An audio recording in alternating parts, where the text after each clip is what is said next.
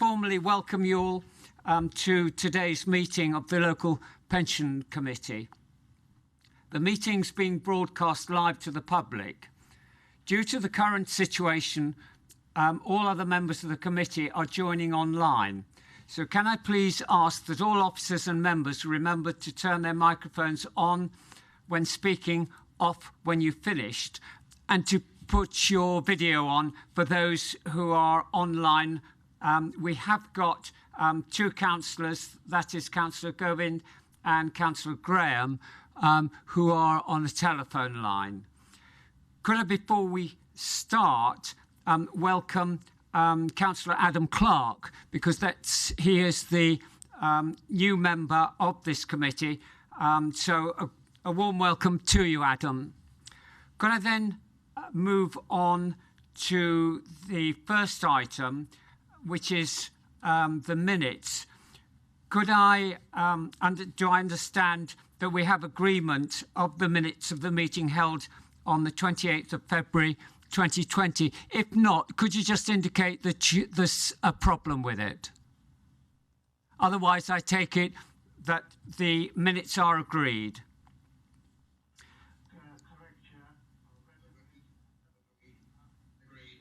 Okay, thanks, guys. Thanks, guys. On question time, we've received no questions from the public. There have been no questions received either under the agenda item 3 by members under standing orders 7 and 7375.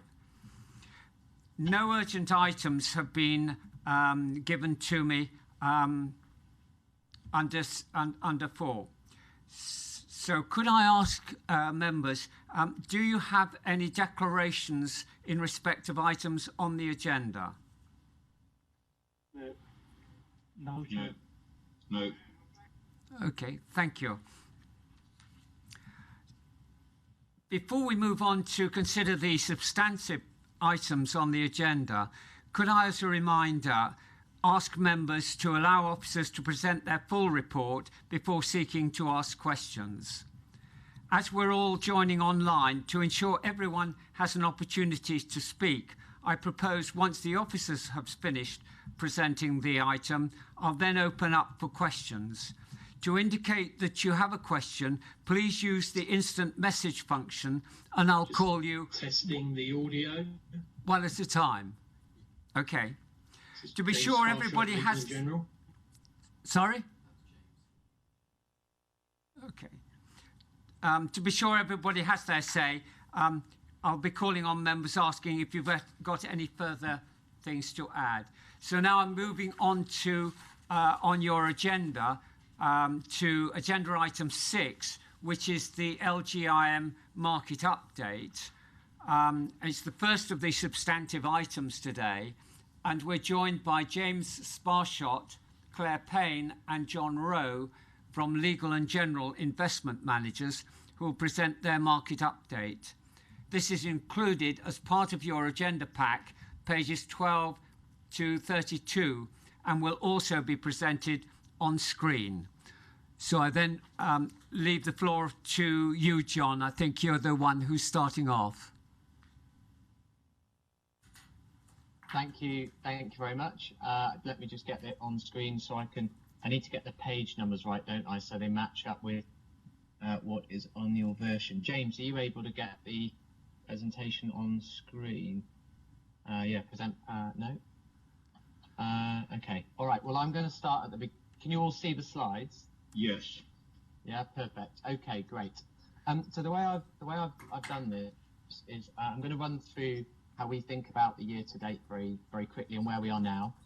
So if you turn to the first slide, so the one I can see on screen, it hasn't moved yet. James Sparshott, are you able to control the slides?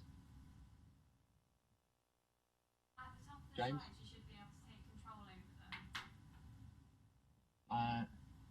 Okay, they're not appearing on my screen, so I'm trying to work out how to. Sorry about this. I'm not an avid Skype user, so there's so many of these different types of technology that James, are you able to get control of the slides? Sparshott? James, are you there? Maybe Kat can just move them on. Yeah, if that's okay. I'm sorry. It's just that we use different technologies, and it all gets a bit much for me. I'm not brilliant on technology. Okay, so if you look at the first slide, we really think about year to date in 4 parts. There was the mid-February period where COVID-19 was really seen as a localized China problem, and we had quite a normal pattern of investment returns. Then we had this period where a global spread was anticipated and there was a repricing of equities, but it wasn't panic. We had very normal asset behavior. So we had bond yields falling, bond prices going up, and we had equities falling, and we had credit spread gradually widening. And that was kind of pretty much, if you said you get a shock to the financial system, what would you expect assets to do? That was very much in line with what you would expect given the shock.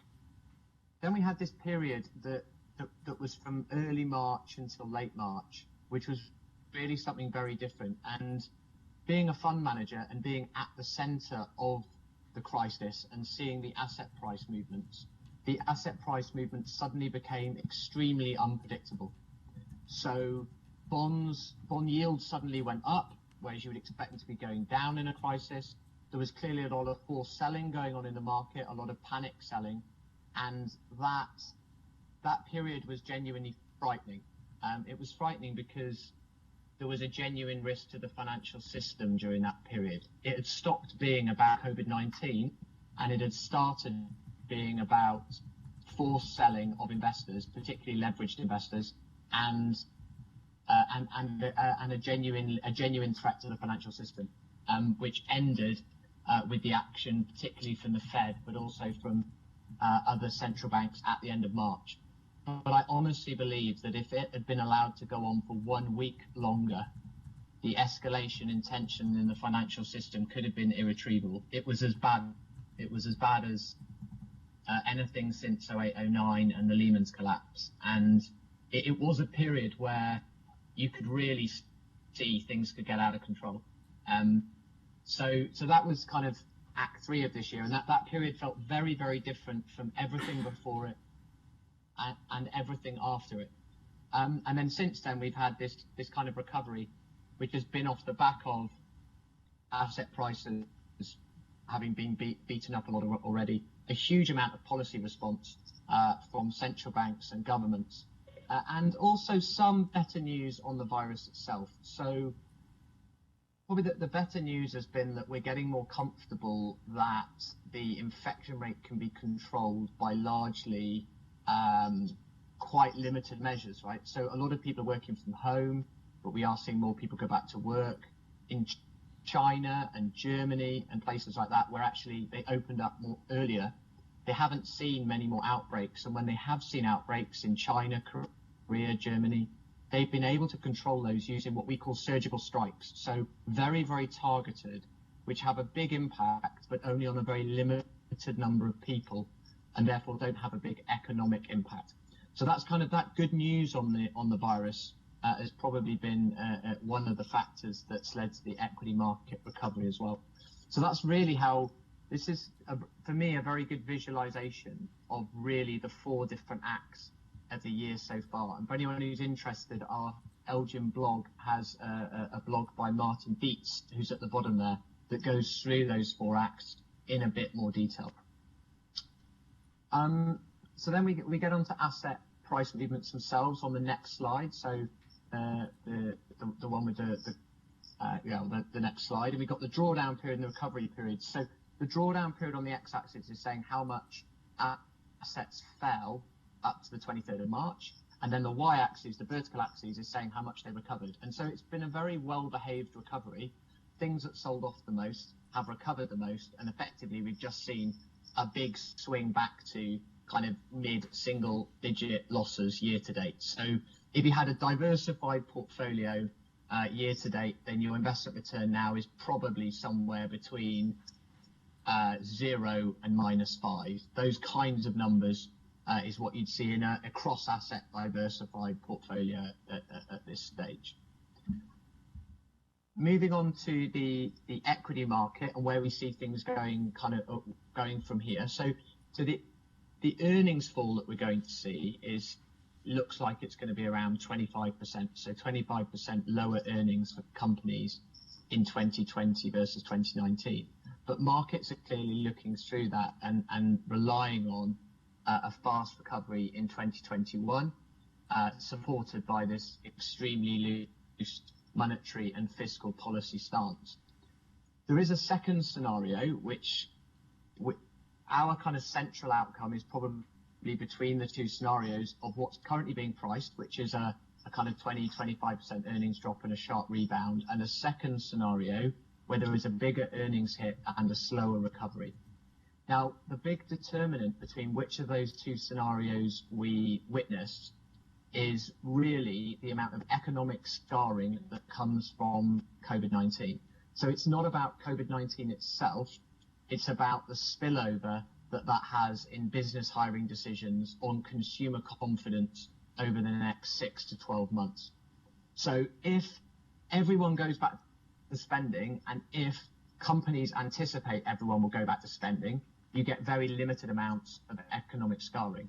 Whereas if companies are worried about will people spend, they cut labour, and when they cut labour, they undermine consumer confidence, and then people do spend less, and then earnings fall. So that's kind of the way that I would think about it.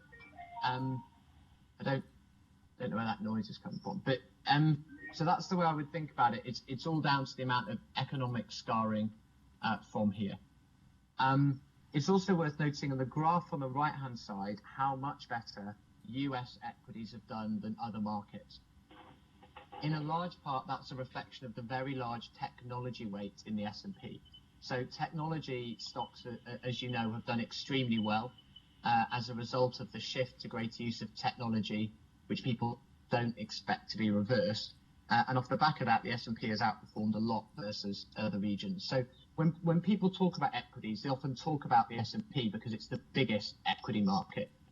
But actually, if you want to think about how much of the impact of COVID-19 has been priced back out, you really need to think about other regions, because the S&P has had a regional benefit because it's this technology-heavy index. So when you look at, say, the FTSE or the MSCI emerging markets, which you've also got here, they've recovered just over kind of around two-thirds, a half to two-thirds of their losses rather than anything more. We're at basically going on to the next slide. So this is now the slide with bond yields on it. Sorry, could you put the page number or anything like that? Because I'm looking at my other laptop, but not following the slides. So there's a slide that says at the top, could we see the end of the 40-year bond bull market? So it's slide 19, I think. 19, yeah. So slide 19. So we've seen a 30-year period where bond yields have been in structural decline. That's clearly bad news for asset owners going forwards. It's been good news for them in the past because if they owned bonds, those have gone up a lot in value. It's bad news for pension schemes, of course, because it's meant the cost of providing the liabilities of meeting the liabilities has gone up a lot, and we're at basically now zero interest rates pretty much everywhere. Now, in terms of that reversing, structurally, I would say that's unlikely to reverse, and the reason for that being that a lot of the forces that have led us to zero interest rates are still in place. There's been no real effort globally to deal with excess debt. There's been no real effort to deal with to find other tools to deal with crises. And so what we've seen in each crisis over the last kind of 30 years is bond yields falling and then never quite getting back to where they were before we get the next crisis. So unfortunately, I think this kind of very low interest rate environment is here to stay, which will make it more difficult for people to earn the returns they need to earn, whether that's as individuals or as institutions, pension funds, insurance companies, and other asset owners. Because with yields already so low, it's hard to replicate the very positive returns we've seen over the last decade, for example. On slide 20, We've already seen a large retracement in credit spreads, which are clearly a very important variable for pension funds and very important asset class. In particular, US investment grade, which is the dark blue on the graph, their credit spread shot up to 350 basis points, so 3.5% from just 1% coming into the year. But that's already retraced all the way down to about 140, 150, so 1.4, 1.5%. So nearly all of the move in credit spreads has already reversed, which kind of tells you that there isn't that much further for asset prices, particularly credit, for example, to run, because nearly everything that got priced in for the crisis has been priced back out just 2 months later. And then finally, on slide 21, our three scenarios. So I've talked a bit about the first two scenarios already. The first scenario is a kind of V-shaped recovery, quite a rapid rebound in consumer spending, a successful reopening of the US economy without a second wave of infections, and consumer and business behavior holding up okay. Now, that's still not like a super positive scenario. So to give you an example, US unemployment was about 4% going, or in fact it was below 4%, it was 3.5% going into 2020. Even in scenario one, US unemployment will only be 8 to 10% at the end of this year. And at the end of next year, it'll be more like 5 to 6%. And then at the end of the following year, providing nothing goes wrong in that whole period, it'll be back down to say 4.5%, 4%. So you can see that even scenario one is not that positive. It's a perfectly credible scenario. Then you've got a kind of scenario two, which is some recovery, but some scarring. And that's where you get more of a confidence impact. Companies reduce numbers of employees, that undermines consumer confidence, and we have a kind of more prolonged, more traditional economic recession. What we've experienced here is a bit like it's like a flash recession, right? We've had it, and then if things recover quite quickly, it'll feel like a very short recession. Whereas scenario two is more like a normal recession that kind of goes on and takes longer to get a recovery. And then there is a scarier scenario where we get a more persistent slump, where it proves to be harder to control the virus than anticipated. And that is a much deeper, darker, more horrible place, more akin to the Great Recession. So that, as in kind of the late 1920s. So that is a credible scenario as well, but less likely. Now, in terms of summary of views and the next steps, probably the last thing that I'd focus on in the time I have is the situation in America, because that's probably the most important here. Economic activity in America is rebounding really well, even with at-risk groups. So at-risk groups include those with asthma, older people, those who've had cancer. And what we're seeing is actually older people in America are going out, they are going to church, they are spending, and in doing so, that suggests quite a rapid return to normal. But the flip side of that is that several states in America are now seeing quite rapid increases in cases. And it is very difficult to slow down the virus once it gets a grip without a full lockdown. And if America is forced to stick its hands up and a number of large states say, we're going to need to go into a 6 to 8 week lockdown, that would take quite a hit to confidence and to consumer behavior. So that feels like the most imminent threat is this pickup in cases in places like Texas and Florida. Texas saw an 11% increase in hospitalizations a day or two ago, which is a very rapid kind of increase and really points to a curve that is leading to exponential rises in cases. In terms of how countries have dealt with the virus, European countries have generally done very well. So Germany, for example, and Italy and Spain have seen a very rapid decline in their number of new cases. The UK has done a somewhat less good job, to be honest. If you look at the figures and you rebase them all to when they all started getting cases, the UK's rate of decline is less effective than our European partners. And then finally, we have America, who have not really achieved any decline from their peak. They've been pretty much flatlining at 20,000 new cases a day since the original problem in New York. So that kind of hopefully gives you a summary of outlook and thoughts. Very happy to take questions. Obviously very excited about my job and could stay with you all day if you let me. Thank you very much then, James. Okay, members, does somebody want to indicate if they want to ask any questions? Chair, I have a question. Please ask. This is Councillor Gold, because I can't see on the screen, so I'm going to ask the question. Is that okay? Yeah, that's fine. Please ask. Yeah, sorry. Yeah, since the impact globally, China is the biggest market right now, and China is on a second wave.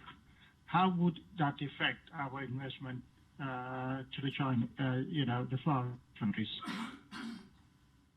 So China has seen some cases in Beijing, but wasn't small, was a very large Chinese reaction to it. The Chinese reaction seems to be even a small cluster will get a big reaction because we do not want to let this get out of control again.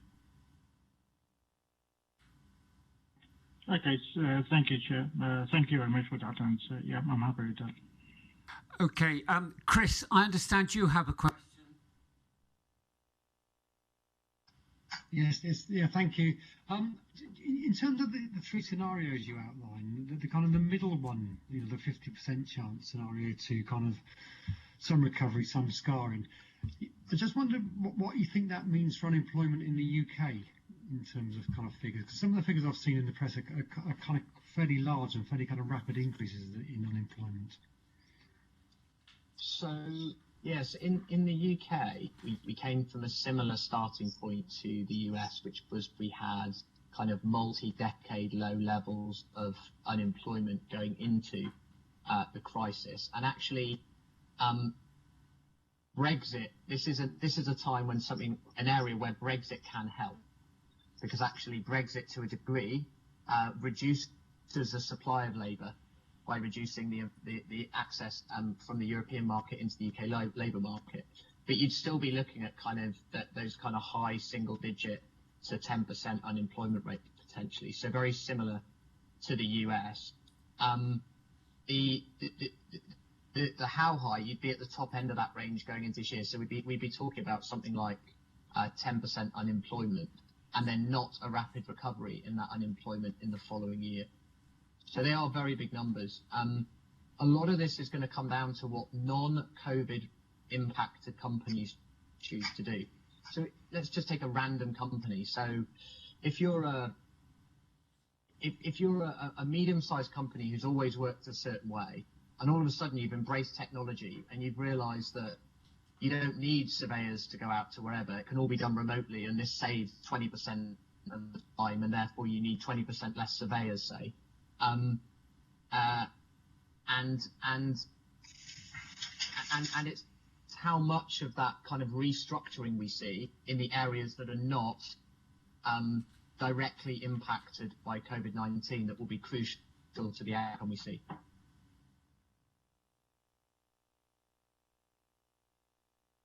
Is that okay then, Chris?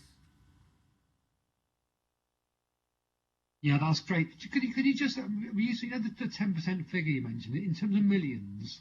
What is that? So that would be about, the UK labour force is something like 30 odd million. What's that? 30 million labour force? 35. So it'd be about 3.5 million people unemployed. Thanks. I actually think a bigger hidden threat in the specific case of the UK is that there were a lot of companies already who are unsure what the impact of the Brexit deal will be on their costs and on their supply chains.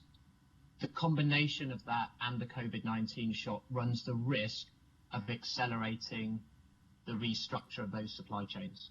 So for me, it's an added area of just uncertainty at a time that the UK didn't need that uncertainty.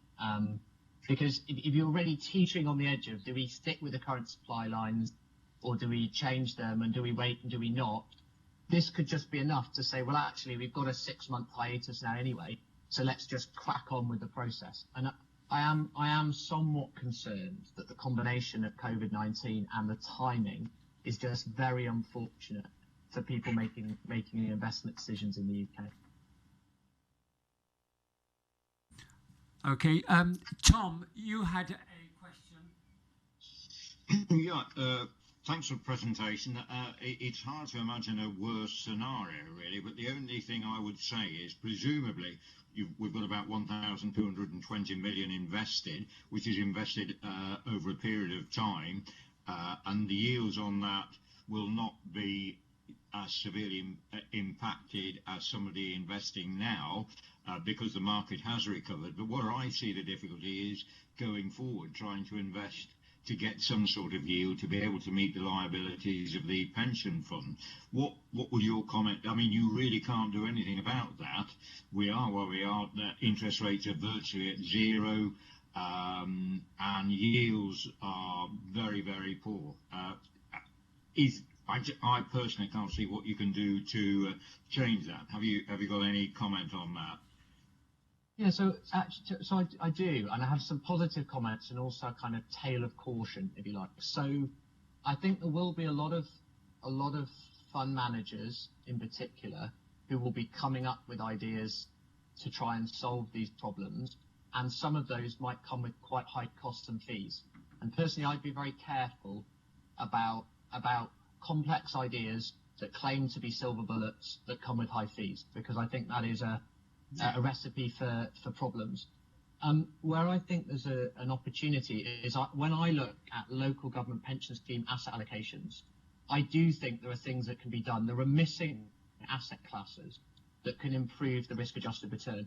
And I've done this quite a lot. I've presented at the local government pension scheme investment conference several years, and I looked at all the allocations to that. I presented to Central as a group, looking at the average asset allocation as well as the individual asset allocations of all of the schemes in there. And there are clearly asset classes missing, in particular alternative credit, areas like emerging market debt and high yield, both of which right now are still quite beaten up after the problems this year. There's some of the, particularly emerging market debt, for example, is one of the lagging asset classes. And I do think there are some areas that there are some new sleeves that can be added in at this time to at least give you a better shot on a risk-adjusted return basis. So these are things that if you looked at any of the funds that I manage, they would all have these things in them. So this isn't me saying, go and do something I'm not doing. This is exactly what we do. We go in, we make sure there are no missing slices, and then we try and spread the risk as much as possible so that in aggregate, we have a better chance on a risk-adjusted basis of meeting our goal. And actually, I think in some of those areas, adding in the missing bits is actually the easier win. And a lot of those new bits are not expensive.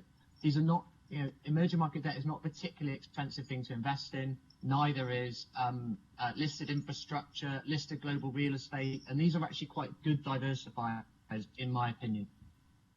Thank you. That sounds quite hopeful. Let's hope the world emerges from this and things do bounce back quickly. But I fully understand the risk you're saying. It's going to be a tough time, but that gives us quite a lot of hope. Thank you. Okay, thanks, Tom. Peter Bedford. Peter, did you have a question over? Yes, thank you, Chair. Hopefully you can hear and see me. Just regarding the table on page 21 for the global GDP impact. When I take from that, that there is a 90% probability of us or global GDP returning to pre-COVID levels within 2 years. Is that right? That's how I'm reading that. And I wondered what the view was in terms of where the UK's position would sit, because I've read different analyses, some of which say that it could take 6 to 8 years to get back to pre-COVID levels. I just wondered what the view on where the UK was like. I know 3 years, I'd say there's a thing that really makes the UK different from other countries is this combination of the uncertainty that comes from COVID-19 and Brexit. Leaving to one side whether or not Brexit is a good or bad thing, I think people on all sides of that would agree it's a period, in the short term, by which I mean 1 to 5 years, it is a period of uncertainty. By employment decisions under a period of extreme flux, wouldn't the commercially sensible thing to do be to target shutting down your UK operations? That's the thing that worries me, is logically I can imagine